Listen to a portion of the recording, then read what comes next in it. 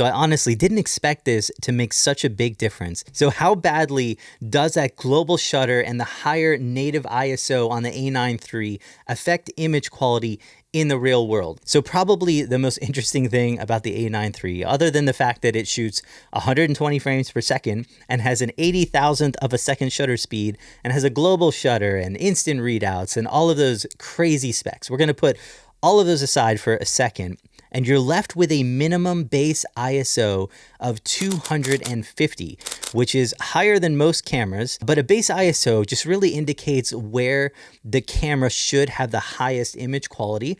But this higher ISO, it could lead to a problem for a couple of reasons. So one is you could just have too much light if you're shooting with wide aperture lenses like the 50mm 1.2, something like that. Maybe you want to drag your shutter speed to intentionally show motion blur, which I do all the time with my car images for like rolling shots. So this was potentially going to be an issue for me. Or I know if some people shoot flash and a higher ISO is going to mean that you just might have too much ambient light, even in the studio, or you're trying to overpower the sun, and this is going to mean cranking that shutter speed a lot more. But also, what if shooting at ISO 250 instead of like 100 allows more grain and noise in your base ISO images? So we're going to test all of that. And I honestly didn't expect this to be such a big difference. So the first question is, what happens when we want to change that ISO from 250 down to 125, which is the lowest you can go on this camera? Does that affect image quality and noise? And the answer is, it makes a massive difference. So bad news first. Yes, it has a very noticeable difference with dynamic range, but what's really interesting is only in the highlights. So these are going to be two identical images. One is shot at the base ISO 250 and the other one at 125. And both of these are slightly overexposed, but not by too much. And honestly, the car looks really good. So it's really only this sky that's a little bit blown out. But these are raw files, and Sony has amazing dynamic range, so we should be able to bring all of that back. And if we look at the ISO 250 images, this is absolutely no problem. There's a few areas of the sky that were actually blown out, but for the most part, it's good. This is a completely usable image. And in fact, I'll just throw one of my Lightroom presets on it, and it looks amazing. Like, this is an absolutely fine image. We could absolutely use this. But then if we do the same thing to the image we shot at ISO 125, the sky is completely gone. It is blown out. It is ugly. You can see it in the histogram. This is a delete trash image. Even if we throw one of my presets on it and try to bring it back, you can tell the sky is gone. It's not worth saving. So this is a massive difference, because this is a difference between an awesome image and complete utter trash. But that's not the entire story, because something else really interesting happened. So let's do that same test with an underexposed image.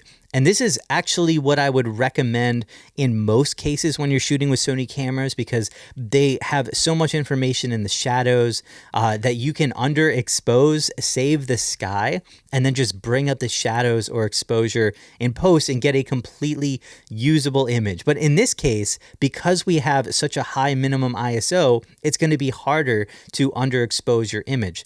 So let's throw one of my filter on both of these images. And I've spent like 10 minutes looking at these images, and I cannot notice a difference in dynamic range in the shadows. The shadows look identical, but I don't think that you'll see this with YouTube compression. But the ISO 100 images that just really sucked in the overexposure test actually have cleaner shadows. So they have slightly less noise and grain.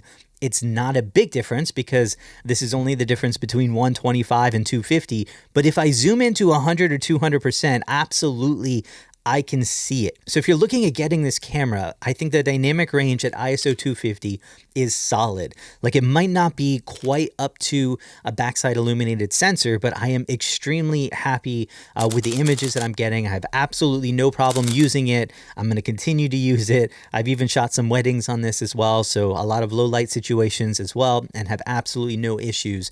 The only thing is, to get that dynamic range, you'll be pushing the ISO a little bit higher than on most other cameras. So noise and grain is just, it's going to look more like you shot at ISO 250 instead of 100, which should make sense. I think what you're going to see though is with most dynamic range tests, they usually test a signal to noise ratio. And because to get that maximum dynamic range, the A9III pushes the noise higher, you're going to see lower scores and numbers on dynamic range tests. But in the real world, when you're actually using this camera, if you're someone who is fine with the really small amount of noise and grain that you would see in an image at ISO 250, you will be perfectly fine. But if you do want to go lower than ISO 250 to try and lower the ambient light or drag the shutter a bit, you will clip those highlights almost instantly. So never, absolutely never overexpose even slightly unless you are at ISO 250 or higher. So full review on the A9III on the way. Lots of interesting things so far. Subscribe, stay tuned for that. Also, if you guys want to check out my presets, just hit me up with a comment that you're interested and I'll hit you guys up with a massive coupon code on that. I hope you guys are doing amazing. Until next time.